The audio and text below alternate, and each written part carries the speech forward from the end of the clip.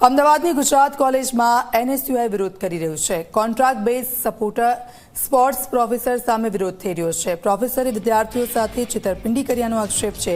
પ્રોફેસરે 23 વિદ્યાર્થીઓ સાથે 7 લાખની છેતરપિંડી કરી। એરપોર્ટ સહિત વિવિધ સ્થળે નોકરી અપાવવાના બહાને ઉઘરાવ્યા હતા પૈસા। પ્રોફેસર સામે કડક કાર્યવાહીની એનએસયુઆઈએ માંગ કરી છે। એનએસયુઆઈ અને વિદ્યાર્થીઓએ પ્રિન્સિપાલની ઓફિસની બહાર વિરોધ કર્યો છે।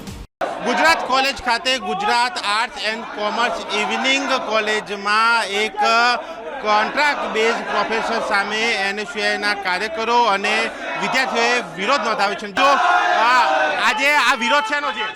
આ વિરોધ આપણે આજે ગુજરાત કોલેજ ખાતે કરવામાં આવ્યો છે। વિરોધ પ્રદર્શનનું મોટિવ એ છે કે આ વ્યક્તિ તમે જોઈ રહ્યા છો, આ સ્પોર્ટ્સ સરના નામે ગુજરાત કોલેજની અંદર આવ્યો હતો।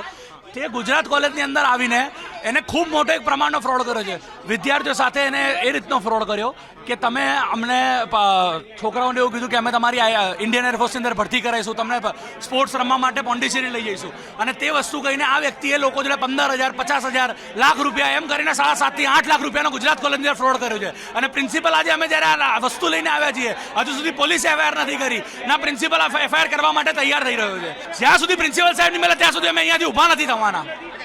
કેટલું ફ્રોડ फ्रॉड कम से कम 7.5 થી 8 लाख रुपया नो फ्रॉड करवामा આવ્યો છે। जो प्रग्नेश बारट है तो उसने हमको स्पोर्ट्स के लिए बोला, खेलने के लिए पौंडीचेरी भेजने के लिए, तो हमसे 1 लाख रुपया लिया है वो। तो फिर उसके बाद वो गायब हो गए, उसका पता ही नहीं चला। फिर हमने कॉलेज में कंप्लेन किया, तो कॉलेज वाले ने बोला पुलिस स्टेशन जाके। Contract base professor? हाँ, कॉन्ट्रैक्ट बेस प्रोफेसर। कहाँ पे वो अभी पता नहीं कहाँ पे वो। पुलिस ने कंप्लेन ली?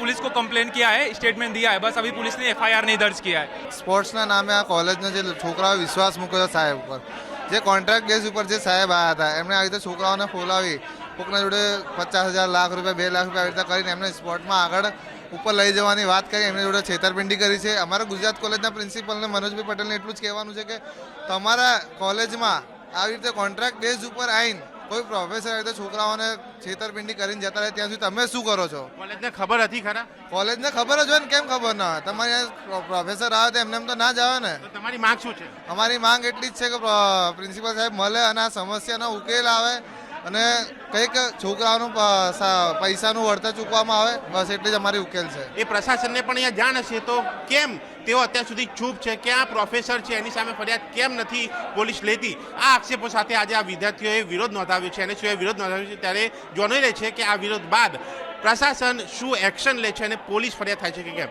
કેમેરામેન અમિત સાથે દર્શક રાવલજી, મીડિયા, અમદાવાદ।